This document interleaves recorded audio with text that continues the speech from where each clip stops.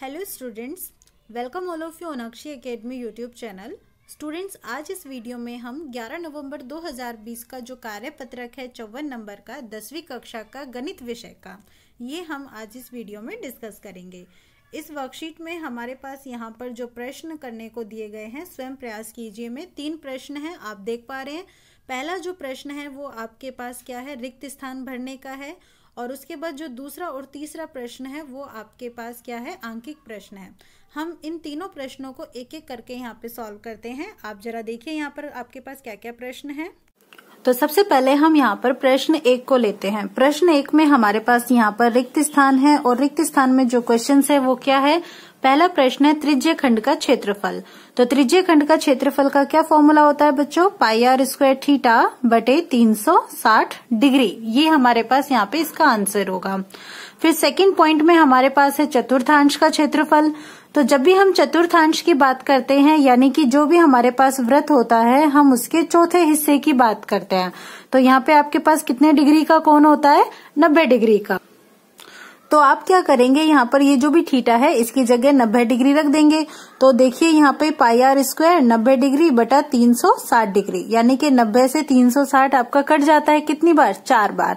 तो आपके पास यहाँ पर उत्तर आएगा पाई आर स्क्वायर बटा। अब दूसरे प्रश्न के बाद हम यहाँ पर बात करते हैं वृत्तखंड का क्षेत्रफल। तो वृत्तखंड का क्षेत्रफल बच्चों आपको ध्यान है ना, क्या था कि इस तरीके से जब हमारे पास ये त्रिज्य खंड होता है तो इस त्रिज्य खंड में से हम ये वाला जो त्रिभुज है हटा देते हैं, तो हमारे पास क्या बच जाता है, ये वाला वृत्तखंड हमें मिल जाता है। तो आपके पास त्रिज्य खंड का क्षेत्रफल यानी कि पाई आर स्क्वायर थीटा बटा 360 डिग्री, और उसमें से आप घटा दीजिए त्रिभुज का क्षेत्रफल, और त्रिभुज के क्षेत्रफल का सूत्र हमारे पास था 1/2 आर स्क्वायर साइन थीटा। तो ये हमारे पास यहाँ पर प्रश्न 1 कंप्लीट होता है। प्रश्न 1 के बाद हम बात करते हैं प्रश्न 2 की।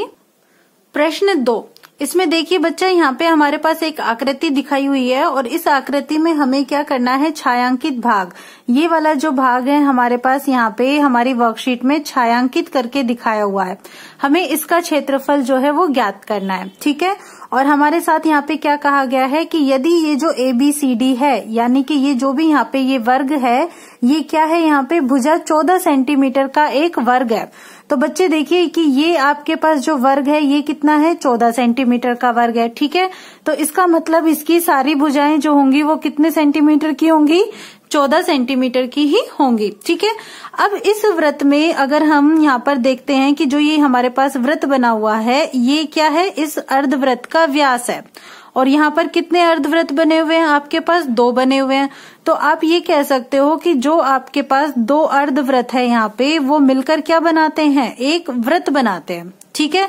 और यहाँ पे जो भी आपके पास एक वृत्त बन रहा है, इसका व्यास क्या है, इसका व्यास जो है वो आपकी वर्ग की भुजा के बराबर है। और आपके पास जो वर्ग की भुजा है वो कितनी है, 14 सेंटीमीटर है। इसका मतलब ये हुआ कि D का मान यानी कि व्यास का मान है 14 सेंटीमीटर। तो आप त्रिज्या ज्ञात कर सकते हैं। त्रिज्या क्या हो जाएगी, 14/2 यानी कि 7 सेंटीमीटर। ये हमारे पास क्या हो जाती है, त्रिज्या हो जाती है, ठीक है। अब आपको ये छायांकित भाग का क्षेत्रफल ज्ञात करना है। तो यहाँ पे अगर आप ध्यान से देख पा रहे हो तो कि ये जो आपके पास वर्ग है, अगर आप इसमें से इस वाले अर्धवृत्त को हटा दें और एक इस वाले अर्धवृत्त को हटा दें, तो आपके पास क्या बन जाएगा, आपको मिलेगा यहाँ पर ये वाला छायांकित भाग। तो इसका क्षेत्रफल ज्ञात करने के लिए हम क्या करेंगे, वर्ग के क्षेत्रफल में से 2 अर्धवृत्तों के क्षेत्रफल को घटा देंगे। तो लिखिए जरा, छायांकित भाग का क्षेत्रफल बराबर है वर्ग का क्षेत्रफल माइनस 2 अर्धवृत्त का क्षेत्रफल।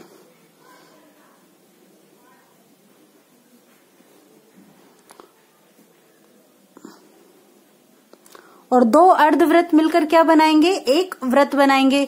तो आप यहाँ पर 2 अर्धवृत्त का क्षेत्रफल भी निकाल सकते हो, या फिर आप कह सकते हो कि एक वृत्त का क्षेत्रफल। तो यहाँ पे आपके पास कॉन्सेप्ट हो जाएगा ये कि वर्ग का क्षेत्रफल माइनस वृत्त का क्षेत्रफल। वर्ग के क्षेत्रफल का क्या सूत्र होता है, ये आपके पास होता है भुजा स्क्वायर, और जो वृत्त का क्षेत्रफल होता है वो हमारे पास क्या होता है, पाई आर स्क्वायर। तो आप भुजा का मान आपके पास कितना है, जो आपके पास वर्ग की भुजा है। तो देखिए आपके पास जो वर्ग की भुजा है वो कितनी है, ये बराबर है आपके व्यास के, यानी कि 14 सेंटीमीटर। तो हम यहाँ पर 14 सेंटीमीटर रखते हैं और इसका स्क्वायर कर देते हैं।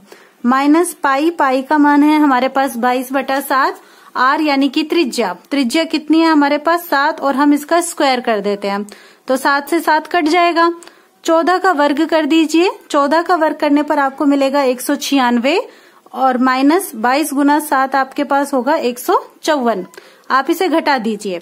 6 में से 4 गए तो 2, 9 में से 5 गया 4, 1 में से 1 गया 0, यानी कि 42 सेंटीमीटर स्क्वायर हमारे पास क्या आ जाएगा, छायांकित भाग का क्षेत्रफल। तो इस प्रकार ये जो प्रश्न 2 है आपका कंप्लीट होता है। प्रश्न 2 के बाद हम बात करते हैं यहाँ पे प्रश्न 3 की। प्रश्न 3, यहाँ पे हमारे पास कॉन्सेप्ट है कि ये आपके पास एक आकृति है और इसमें ABCD जो है वो भुजा 28 सेंटीमीटर वाला एक वर्ग है। ये देखिए, ये आपके पास क्या है, यहाँ पे ये ABCD है, ये एक वर्ग है और इस वर्ग की आपको भुजा कितनी दी हुई है, 28 सेंटीमीटर। ठीक है, तो इसका मतलब जो वर्ग की चारों भुजाएं हैं वो कितने की हैं, 28 सेंटीमीटर की। तो हम यहाँ पर कॉन्सेप्ट लिख लेते हैं कि वर्ग की जो भुजा है वो हमारे पास है 28 सेंटीमीटर। ठीक है, फिर आपसे क्या कहा है कि ABCD, ये A, ये B, फिर उसके बाद ये C और फिर ये D, इनको केंद्र मानकर क्या किया गया है, यहाँ पे 4 वृत्त खींचे गए हैं और वो इस प्रकार खींचे गए हैं कि प्रत्येक वृत्त 3 शेष वृत्तों में से 2 वृत्तों को बाह्य रूप से स्पर्श करता है। तो देखिए ये कैसे स्पर्श करता है, हमारे पास प्रत्येक वृत्त, अगर हम यहाँ पे इस फर्स्ट वाले वृत्त की बात करते हैं तो शेष वृत्त हमारे पास कितने हैं, 3 है। ये 1, ये 2 और ये 3। इन तीनों में से ये क्या करेगा, सिर्फ 2 को, एक ये वाला और एक ये वाला, इनको बाह्य रूप से स्पर्श करता है। यही कहा है ना, 3 शेष वृत्तों में से 2 वृत्तों को बाह्य रूप से स्पर्श करता है। तो एक तो इस वाले वृत्त को यहां से स्पर्श कर रहा है और एक इस वृत्त को ये यहां से स्पर्श कर रहा है। ठीक है, तो आपको छायांकित भाग का क्षेत्रफल ज्ञात करना है। अगर आप बच्चे आप ध्यान से देखें तो ये हमारे पास जो वर्ग है, इस वर्ग में से अगर हम यहाँ से यहाँ तक का एक ये चतुर्थांश है हमारे पास, देखो वृत्त का चौथा हिस्सा है यानी कि चतुर्थांश है, और एक ये है और एक ये और एक ये, कितने चतुर्थांश है हमारे पास, एक चतुर्थांश, ये 2 और ये 3 और ये 4। अगर हम इन चारों चतुर्थांशों के क्षेत्रफल को अगर हम घटा देंगे तो हमारे पास क्या मिल जाएगा, छायांकित भाग का क्षेत्रफल मिल जाएगा। ठीक है, तो वर्ग की भुजा तो है आपके पास 28 सेंटीमीटर, तो आप इस वर्ग का क्षेत्रफल ज्ञात कर लीजिए। वर्ग का क्षेत्रफल का क्या सूत्र होगा हमारे पास, भुजा का स्क्वायर, यानी कि हम 28 का स्क्वायर कर देते हैं। अब आपको 28 को 28 से गुना करना है। यहाँ पे मैं आपको एक ट्रिक भी बता देती हूँ साथ साथ। देखिए 8 को 8 से गुना कीजिए, 8 को 8 से गुना करने पे कितना आया, 64। 64 के बाद 4 लिखा, हासिल कितना हो गया, 6। फिर 8 दूनी 16, 8 दूनी 16, 16 और 16 जोड़ दीजिए 32, 32 और 6 हो गए 38, हासिल हो गई है 3। फिर 2 दूनी 4, 4 और 3 7। तो देखिए 784 आपको आ गया। आपको ज्यादा बड़ी कैलकुलेशन नहीं करनी पड़ी, सिर्फ आपने एक बार में ही कैलकुलेशन की और आपने गुना कर लिया। ठीक है, तो आपको 784 मिल गया है क्या, वर्ग का क्षेत्रफल। तो आप यहाँ पर लिखेंगे कि वर्ग का क्षेत्रफल कितना आया है, 784 सेंटीमीटर स्क्वायर। ठीक है बच्चे, अब ये तो वर्ग हो गया। अब हमें क्या करना है, इसमें से ये चारों चतुर्थांशों को घटा देना है। तो हम इन चारों चतुर्थांशों का क्षेत्रफल निकाल लेते हैं। तो चलिए अब हम यहाँ पर निकालते हैं 4 चतुर्थांश। ये मिलकर क्या बनाते हैं, देखो 4 चतुर्थांश यानी कि वृत्त के 4 हिस्से। इस तरीके से अगर ये वृत्त है तो ये 4 हिस्से, 1 2 3 4, तो ये 4 हिस्से मिलकर क्या बनाते हैं, एक वृत्त बनाते हैं। तो हम ये कह सकते हैं कि 4 चतुर्थांश का जो क्षेत्रफल होगा वो एक वृत्त के क्षेत्रफल के बराबर होगा, और एक वृत्त का क्षेत्रफल यानी कि पाई आर स्क्वायर। अब हमारे पास कॉन्सेप्ट आता है कि त्रिज्या क्या है।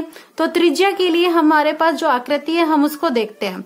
ये देखिए जरा, यहां से यहां तक क्या है, ये वृत्त की त्रिज्या है। ऐसे ही यहाँ पर यहां से यहां तक क्या है, ये भी वृत्त की त्रिज्या है। इसका मतलब ये हुआ कि ये जो आपके पास वर्ग है इसकी भुजा, अगर हम इसके 2 बराबर टुकड़े कर दे तो हमें क्या मिल जाएगी, वृत्त की त्रिज्या मिल जाएगी।